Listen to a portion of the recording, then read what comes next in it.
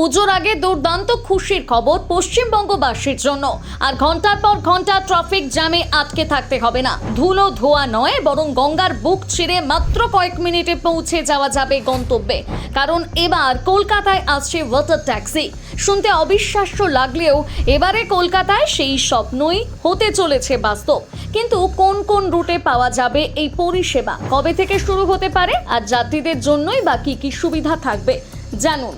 শুক্রবার দিন উল্টো রথ উপলক্ষে ভাটপাড়ার গোলঘরের খুঁটি পুজোর অনুষ্ঠানে বড় ঘোষণা করলেন পরিবহন মন্ত্রী অর্জুন সিং। তিনি জানিয়েছেন, কলকাতা ও আশপাশের এলাকার ক্রমবর্ধমান যানজট কমাতে এবার জলপথকে আরও বেশি গুরুত্ব দিতে চায় সরকার। আর সেই লক্ষ্যে চালু করার পরিকল্পনা নেওয়া হয়েছে ওয়াটার ট্যাক্সি পরিষেবা। অনেকেই ভাবছেন ওয়াটার ট্যাক্সি আসলে কি? খুব সহজ ভাষায় বললে এটি এমন এক ধরনের যাত্রীবাহী জলযান যা গঙ্গার ওপর দিয়ে এক ঘাট থেকে অন্য ঘাটে দ্রুত যাত্রী পরিবহন করবে। অর্থাৎ রাস্তার যানজট এড়িয়ে অনেক কম সময়ে পৌঁছে যাওয়া যাবে গন্তব্যে।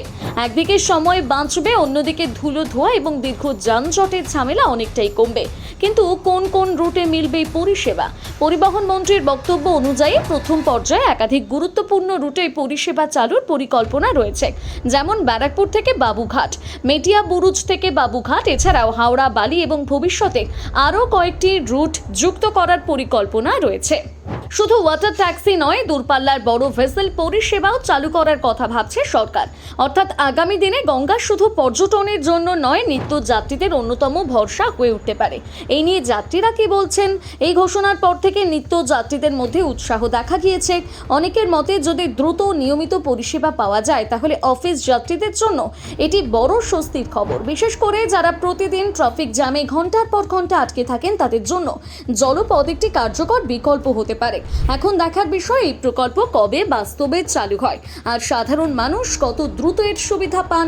ওয়াটার ট্যাক্সি নিয়ে আপনার কি মত? জানাতে ভুলবেন না কমেন্ট করে।